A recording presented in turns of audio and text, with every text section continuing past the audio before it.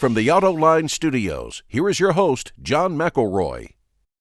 I want to thank you for joining us on Autoline this week. You know, we talk about all kinds of topics on the show. Today we're going to talk about communications, how car companies communicate internally, externally, on the products, on the business. And I got three of the top best people in this business joining me for today's show, including Tony Cervone, the Senior Vice President of Global Communications for General Motors, Chris Hosford, the Executive Director of Corporate Communications for Hyundai Motor America, and Stuart Schorr, the Vice President of Communications and Public Affairs for Jaguar Land Rover North America. And it's great to have all three of you here on today's show. Great to be here. We got a lot to talk about. Let me just start out. Tony, I'll start with you and you guys jump in. We've seen so much change in this industry, and let's just talk about it from a communication standpoint right now. But Tony, bankruptcies, record recalls, scandalous things happening. From a public relations standpoint, what stands out in your mind as the biggest change that you've seen in your career? Well, there's been so much. From a communications standpoint, I think the biggest change that we're seeing right now is how we communicate to people and the tools that are available to us. It's transformed itself. If you think back when I started a mere 30 years ago, and your objective was to get a big print piece, and if that print piece came, it influenced everything else, and there was long print pieces. That was the norm of the time.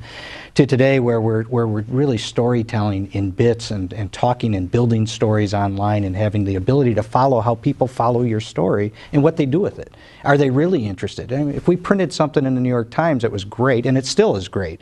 But if we didn't really know if people took that and talked to their family about it. We didn't know if they took it and talked to their neighbors about it. I mean, some of the history would have said that it was influential enough, it was an opinion-leading publication.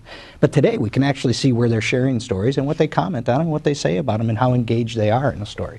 Huge difference in how we're communicating to people. And that goes internally as well, internally or externally.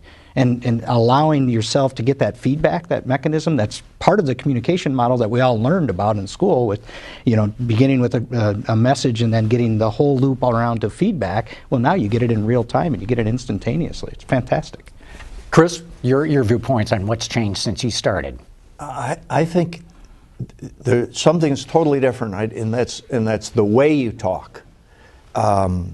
I use Twitter a lot, and I like Twitter because I think that's the way people think today. They think in 140 characters. You know, you get about 12, 14 words. It's not really quite that bad, but it almost is. Everything has to be very quick, very short, very tight. So I think that's totally different than you know, the 6 or 8 page press release that used to be fairly common. On the other hand, I think ultimately what you're doing is exactly the same. What you're trying to do is explain your company and what your company does and what your company has to sell and why it's better than the other people in your business. And that hasn't changed, but how you do it is completely different than it was. And the number of people doing true long-form journalism today, you could probably count on one hand, whereas, as Tony says, 15, 20 years ago, that was the norm. Stuart, how do you see it? Well, just to build on that, back in our earlier careers, there were a few really influential opinion-leading media and media outlets, and they sort of drove the agenda for the rest of the media world. And I think in today's environment, you still have that, but you have this second tier of just thousands of media outlets, and some which we call citizen journalists, who are not even journalists at all, who are all now weighing in on the story, participating in the story. And they could light a fire that could end up being just as influential around the world as one of the larger ones. And so I think we have to be able to manage the communications process and the mechanism as much as we have to control the message and manage the message part of it. So it's a different mechanism now than it used to be. But John, one thing that Chris said I think is really important is the authenticity of the messaging and the authenticity of your story is still the underlying fabric of what makes a good story and when people and how you get people interested in it. And you used to work together, and that was really the basis of what we did back in, you know, our earlier careers, and that's still what we do today. You have to find that because it's a huge industry and there's a lot going on.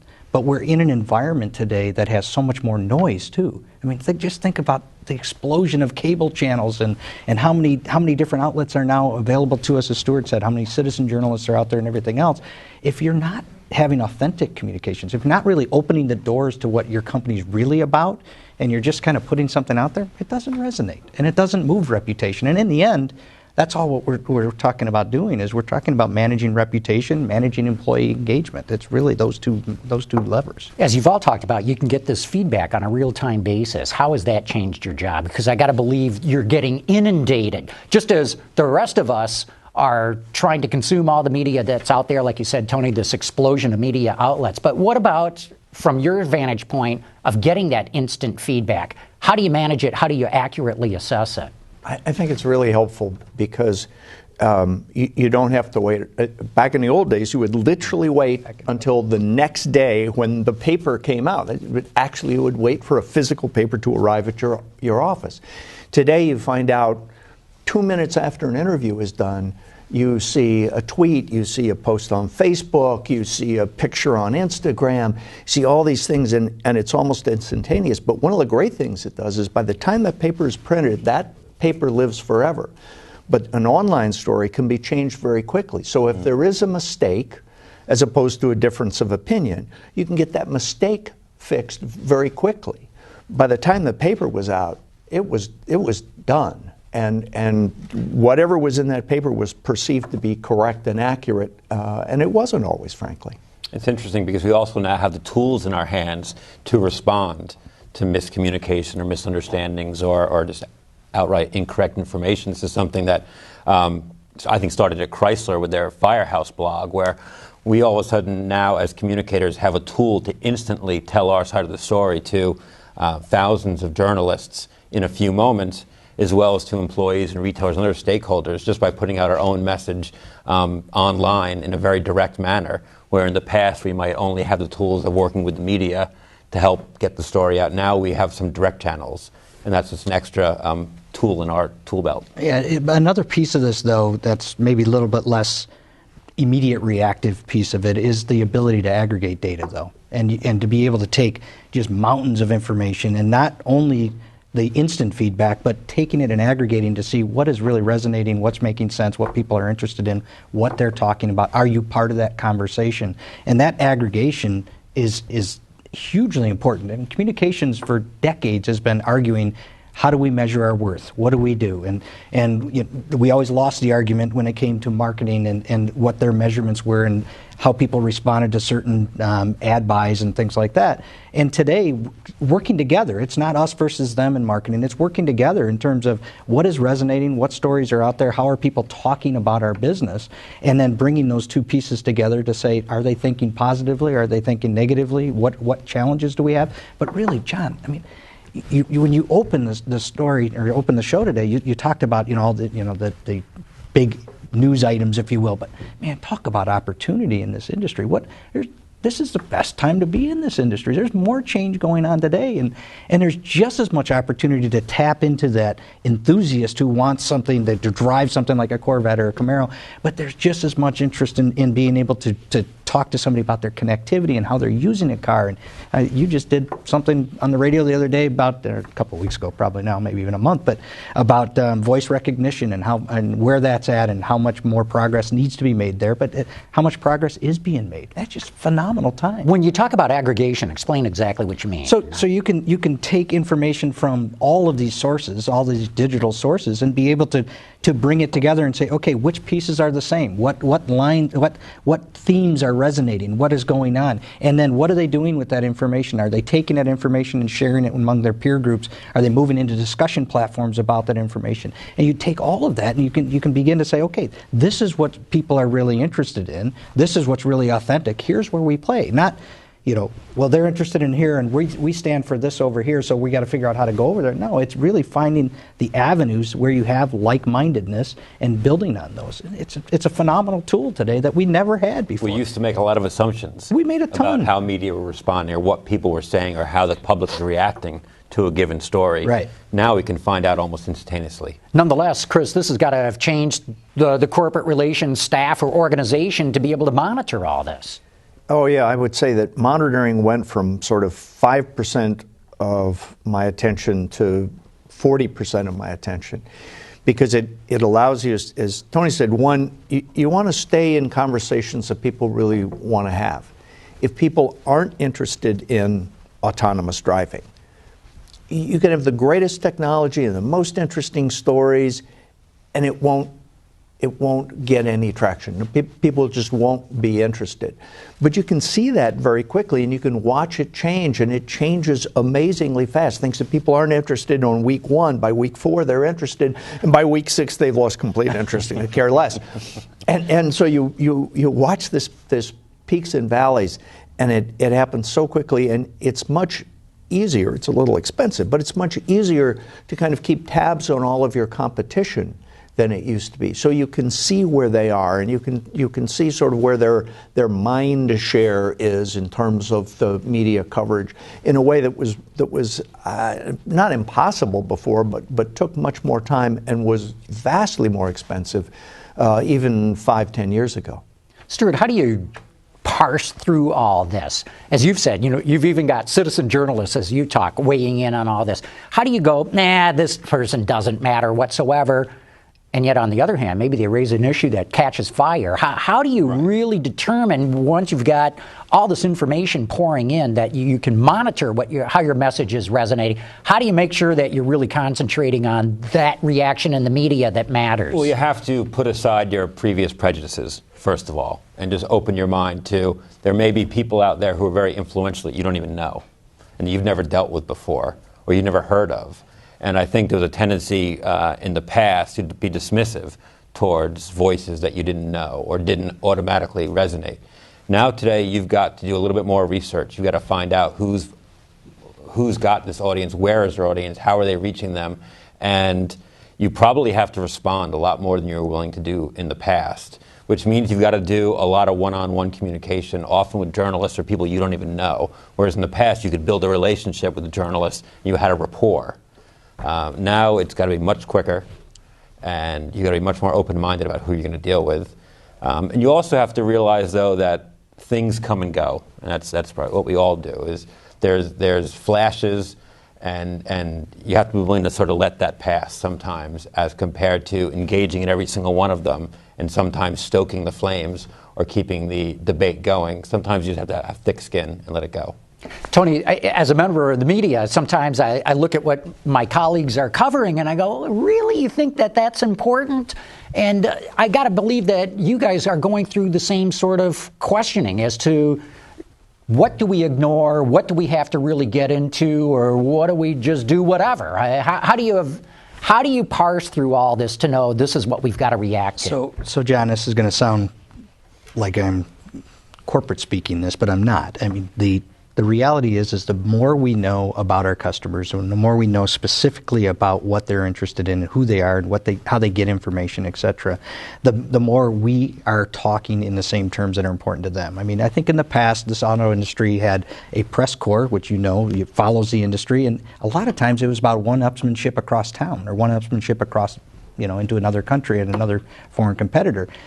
And it's really not about that today. It's about understanding who that customer base is, what really makes them tick, and what is different about a customer that buys a Chevy Malibu versus a customer that buys a Yukon Denali. And they're very different, right? But we used to do programs where we'd invite those exact same media, to a place, drive a car, truck, whatever, fill in the blank, do all the same mechanisms that we had in place that always that's just how we did it, right? And today, that's not the case. You very much are tailoring it to a customer. So I think it's the more we know about them, and the more information we're getting from our marketing colleagues about our customer base, the more closely linked we are in integrated communications. I mean, this industry has not had integrated marketing communications at benchmark levels at any point in my career, and it's getting vastly better across the board. What do you mean integrated marketing? So, 30 years ago or so, or 20 years ago, no, Chris, you can pick the date, but the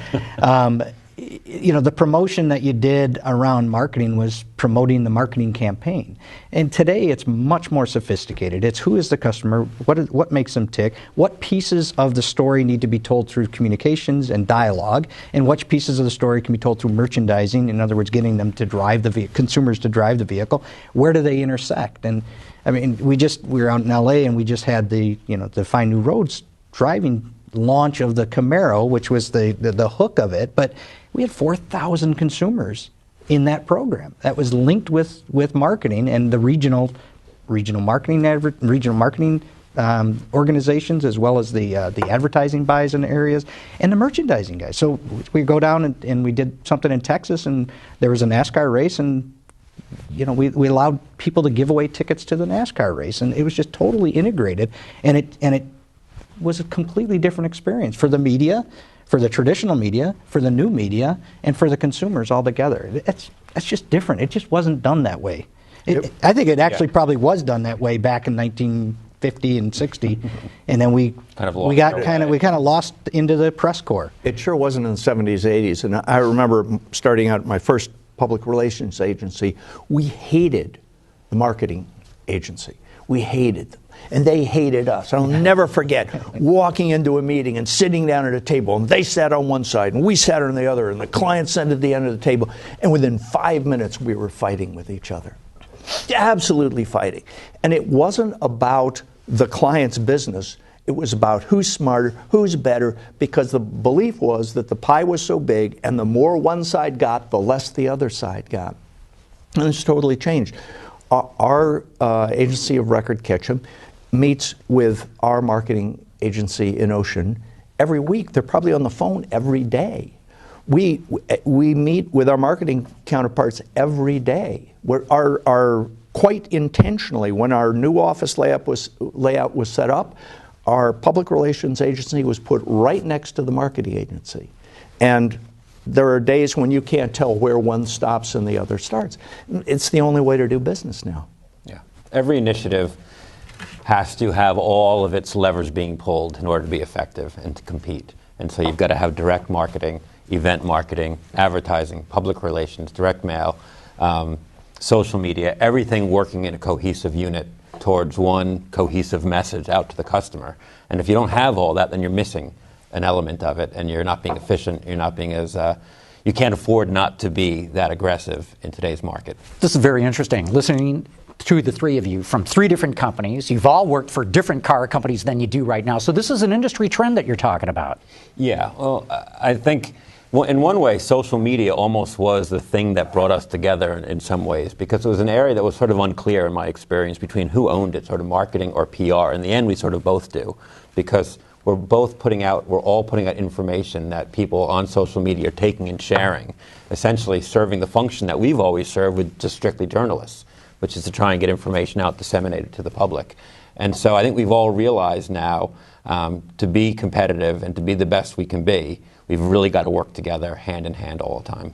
I think, though, Stuart, I think you're right. As social media played a role in that, but I also believe, John, wholeheartedly, that the amount of information out there and the noise that's out it's forced us to say, wait a minute, we can't just run into an echo chamber and invite 5 of our neighbors and everyone start yelling. It just bounces around. So the alignment, I think, is critical because of how much is out there and how much is being discussed on a constant, everyday basis. So this makes your messaging more targeted. You have to be clear. You can't assume people are going to be able to connect the dots on their own. And that hasn't been the hallmark, frankly, over the course of my career. I'm sorry. Yeah, but today, you really have to have that focus of messaging that's aligned so that it's building, so that it makes sense and it resonates and it's authentic. Again, I'm back to authenticity. It's so important in our business. We've all had a lot of great experiences in recent years with advertising the Super Bowl, which is an advertising action in its root, but is as much a public relations campaign as it is anything. And I know Hyundai's done a great job over the years, and we dabbled in it with Jaguar 2 years ago. And we got far more exposure in the public relations campaign for having a Super Bowl ad than the ad actually delivered on its own. But when you put the two together, it was extremely powerful. So that's more of this aggregation that you're talking about. Chris, products, the vehicles that Hyundai Kia make versus the business as it exists, how do you balance what kind of messaging that you're working on, or is it just whatever is popping up at the moment? Well, first of all, when I started in the business, which Tony may have alluded to, was a few years ago. I didn't mean to insult. Sorry. You're the same thing here today. It all comes down to product, and it does. And if you think about the great brands in our business, they earned their reputation by the products that they sold. That's what they were best known for. And you see it over and over again. That's where the reputation comes from. So you can never ignore the product, but you also have to remember it's not the only thing. It's a little like looking at all that data. You know, the science is really important. What does the data tell you? But there is art to it as well. So the science is going to help guide you on the specific story that you're pitching at that moment in time. But you're also going to be working on the art, which is the themes, which are going to build over time to that brand reputation. So you work those themes in, and those aren't just every year. Those aren't your one yearly business plan. Those go 5 years. Those go 10 years. For a great brand, they go on forever. And you continue weaving those stories into that theme, and that's when those two come together. And then if you add marketing and public relations together, you get this really powerful message that you can send out. Tony, has it changed the PR business from the sense that at the very top levels of the company, it's considered more strategic now? Do boards of directors look more importantly on public relations departments than they would have in the past? I think that's a tough answer, because I was fortunate enough to work for a bunch of places that valued communications throughout my career. So back when I was at Chrysler and Chris and I were working together, Stuart, all three of us were there at the same time. You know, we had a senior leadership team and a board that very much valued the role of communications and how it played out and how it led to the discussions that were going on about the company. And I've been able to, as I've moved through my career, been able to follow that. You know, clearly the boards are interested. I don't find them, though, separating out communications distinctly differently from reputation management, and that's really what it's about, and that's the combination of all these forces coming together. Clearly you have issues or crisis management that you're handling in a different way than you might be handling a launch, but a lot of those tools are still coming together, and there's a lot of the coordination still there. So I don't really find that they're looking at it differently. I believe, though, that with the tools that we now have, we have the ability to have more credibility to sit at the table and say, listen, if I do X, Y, and Z, I know it's going to lead to this kind of momentum on the brand. And if I get it into building that momentum, then I know it's going to lead to consideration, because we know what the math is that's leading to these things. And that's just, we didn't have it before. Before it was, plunk, you set down a clipbook and a binder and said, look how wonderful we are. And, you know, it's like, I don't know if it's doing anything, but I got a lot, I got a lot to show for it.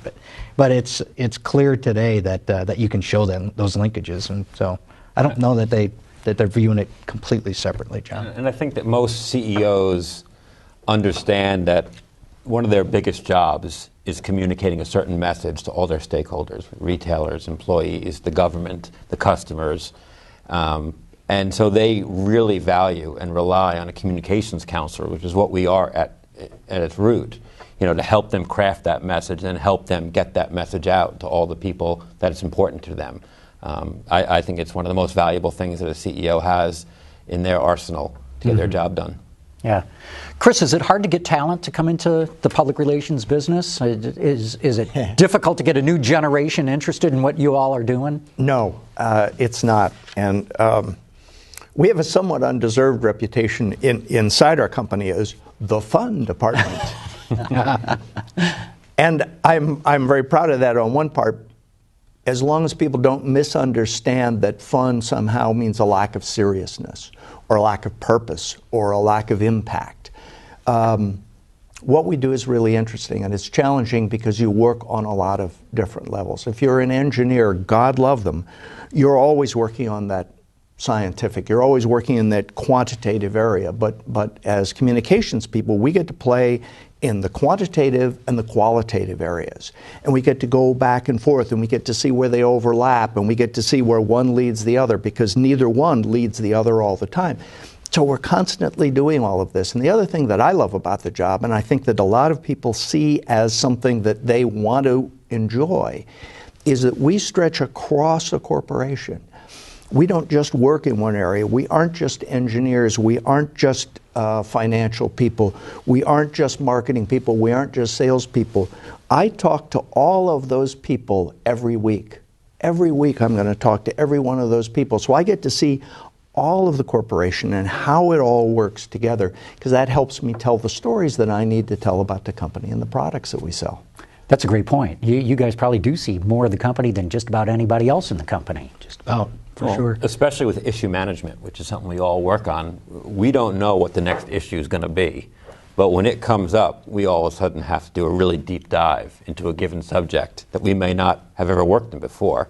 And that's one of the things I find most fascinating about the business, whether it be learning about healthcare all of a sudden, or taxes, or an engineering problem. All of a sudden we have to get in there and we have to be almost like private investigators and find out what's really going on. And then from that, discern a message that helps the company tell its story. And we're down to the end. But let's not kid ourselves. The reason why we get to play in a lot of these different fronts is because the interest in our business, the brands that are so emotive that we belong to, and that just the complexity and size and influence of the businesses that we represent. And so, when you ask, is it hard to bring people in or get people to come into this business from a communication standpoint, it's one of the most exciting places you could possibly work, John, and it's fantastic. That's great to hear. And with that, we're going to have to wrap it up. But I want to thank all three of you. Tony Cervone, Senior Vice President, Global Communications at General Motors. Chris Hosford, Executive Director of Corporate Communications for Hyundai Motor America. Stuart Schorr, the Vice President of Communications and Public Affairs, Jaguar Land Rover North America. I want to thank you guys for coming on today. You make my job easy. This is great having a panel like you here. So Thank you. John. Great. Appreciate it. It's good. I want to thank all of you for having tuned in, and join us next week for another edition of Autoline This Week.